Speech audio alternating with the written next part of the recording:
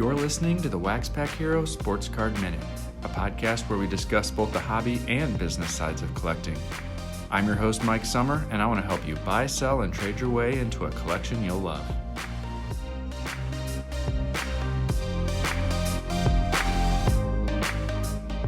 Hello, and welcome to another episode of the WaxPackHero Sports Card Minute. In the first few episodes of the show, we covered a couple topics about making money. I think it's time we hit on a hobby topic. But before we get to that, I want to take a second to give a shout out to You Stop It Ryan 21206, who left the first 5-star review of the show on Apple Podcasts. He said, "Mike Summer has a unique voice in the hobby. If you enjoy collecting sports cards, this podcast looks to be one you want to have in your rotation. What's different about Mike is he collects first but makes money as well. He will tell us how. Looking forward to it." Thanks for the rating and review. I appreciate it. It really goes a long way to helping others find the show. Well, today I want to talk about a product which has become one of the focuses of my own PC, the Topps Living Set. At this point, the set is fairly well known, but I still run into some people who haven't heard about it. So let's start with a little bit of the background.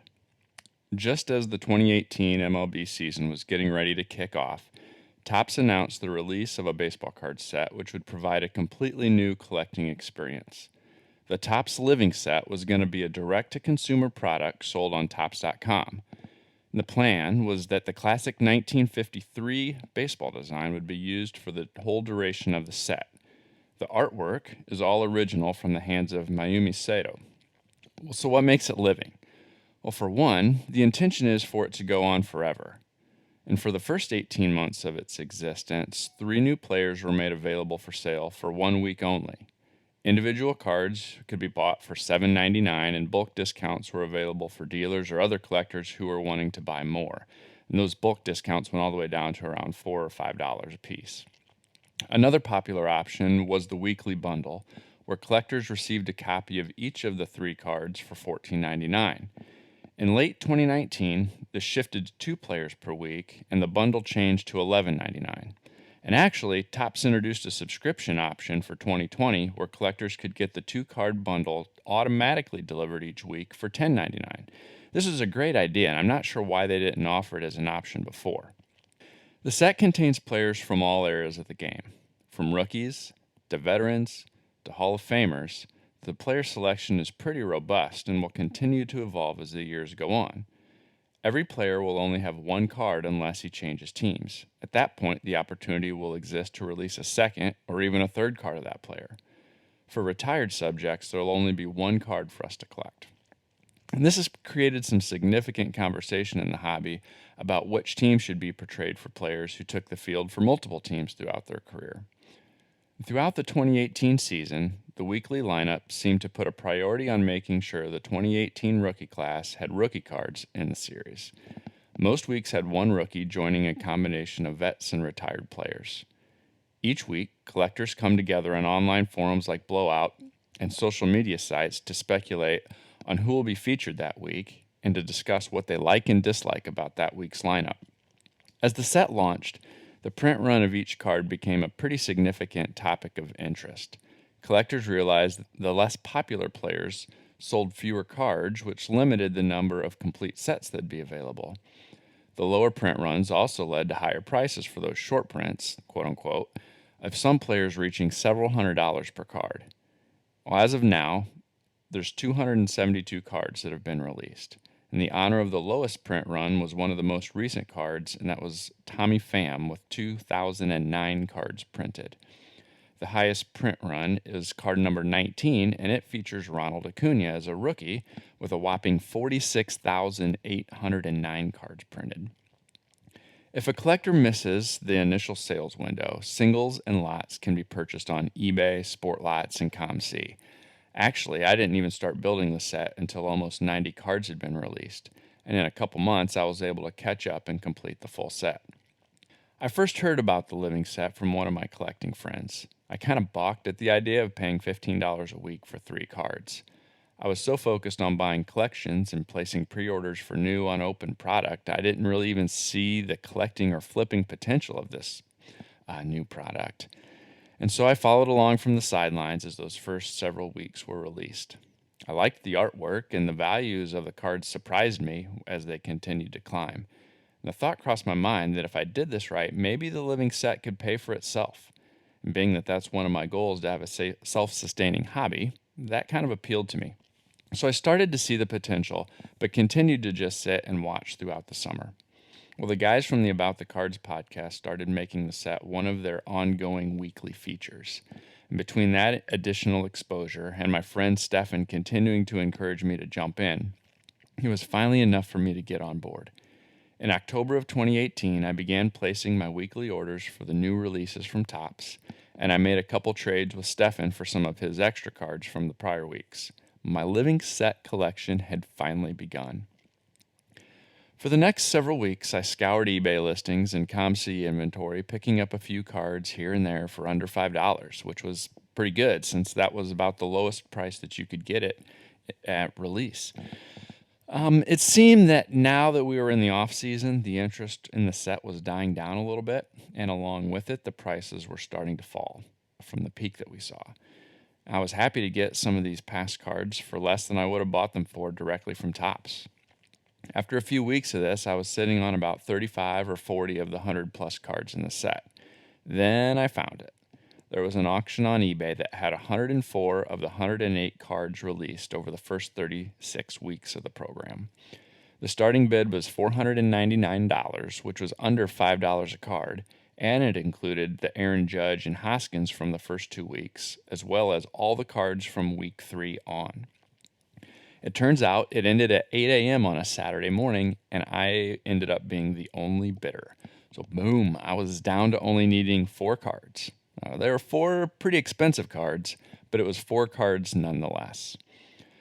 eBay best offers from one seller landed me the Panic, Castellanos, and Hap for a great price, and then about a week later I made a deal on the Blowout forum that got me the Markakis, which at that time was, I believe, the lowest print number of the set. About 2 months after deciding to jump in, I'd completed it. For a while, I was buying 2 bundles each week from Topps, and my theory was that if I would keep the set going, or that would keep the set going as well as giving me a set of doubles to eventually sell off. Well, the prices, the print runs, and the interest, it seems, have continually diminished throughout 2019, and by mid-year, I went to only buying 1 bundle per week. Once the change was made to go to 2 cards per week instead of 3 cards per week, the bundle price effectively rose to $6 a card, and that prompted me to start buying my cards on the secondary market. Instead of buying from Topps.com, I now buy from @ToppsLivingStat on Twitter. He continues to buy in bulk and offers the weekly bundle for $10 delivered, which saves me $1 per week, which adds up over time. That's $50 over the course of the year. I'm going to go ahead and take advantage of it as long as he continues to offer them at that price. Now, throughout 2018, you were almost guaranteed a profit by buying extras and selling on the secondary market. Not so much now. My theory is that there were new collectors coming on board that first summer, and they were happy to pay a premium on a handful of cards they needed to catch up. At the end of year 1, the checklist approached 150 cards, and there seemed to be a tipping point of sorts where it got too big for new collectors to jump in and catch up. And that seems to be when the market really started to soften. Gradually, the print run started to shrink, and the resale continued to drop. And as the resale dropped, fewer and fewer people started buying in bulk.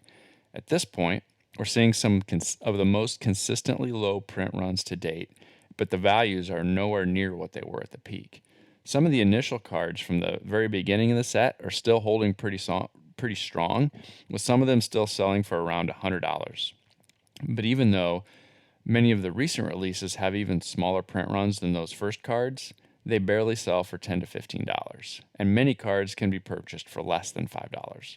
So the likelihood of a massive price appreciation may no longer be there, but I still like this set as much as I did back in 2018. I love the artwork. I love that there's no more than 2,000 or so complete sets that will even be possible. And effectively, there are for sure way less than that in hand because many people are sitting on bulk inventory still. I love the ongoing discussion that the set brings out with collectors. Each week, people continue to speculate on who will be released, And the business side of me even loves how the set has prompted some to turn it into an additional revenue stream. Buying in bulk and then figuring out a price point that make it profitable to be a reseller has been challenging and has forced resellers to either adapt or get out. The business side of me thinks that's fun. So being a numbers guy, I wanted to track some of the basic stats. So far, 57% of the players that have been veterans, 29% have been rookies, and 13% have been retired legends. The Yankees have been featured the most times, with 16 different players being represented. The Expos have the fewest with 2, and the Rangers, Giants, Royals, Reds, Marlins, and Brewers are all tied for the lowest number of current teams players with 6 each. Over 1.3 million cards have been produced so far. I like the set so much I decided to create a whole section for it on WaxPackHero.com. I share some of this story that I've just told, the stats I just mentioned, as well as a photo checklist and the print runs for the entire set. I'm going to continue to buy it as long as it exists, but time will tell how long that actually is. I think it's fairly safe to say that since there's now a subscription offer for the 2020 calendar year, that we'll at least get the set through 2020. I really wish Topps would do more to market the set, though. It's such a cool concept, and I think there's collectors out there who would enjoy it, but still don't know about it. The set does get quite a bit of real estate on the Topps website, but they could do more to market the set to new collectors who don't necessarily visit Topps.com. For instance, I think like a promo or a dummy card in Topps Heritage would be a great way to reach new collectors who like these throwback sets with kind of a vintage feel. If people aren't already shopping on Topps.com, they don't really know about it, and by putting a promo card in a traditional physical product, they'd potentially open up a whole new audience, at least in my opinion. So that's a little bit about the Topps Living set. Do you have any cards from the set? Have you even heard about it before? Reach out and let me know. You can connect with me at waxpackhero@gmail.com, on Twitter at @TheMikeSummer, and by searching WaxPackHero on Instagram and Facebook. Also, please take a second to click the subscribe button on Apple Podcasts, Spotify, or Google Play, and leave me a rating and review because you can really help me spread the word of the show. Thanks for listening, and I can't wait to hear from you. Catch you next time.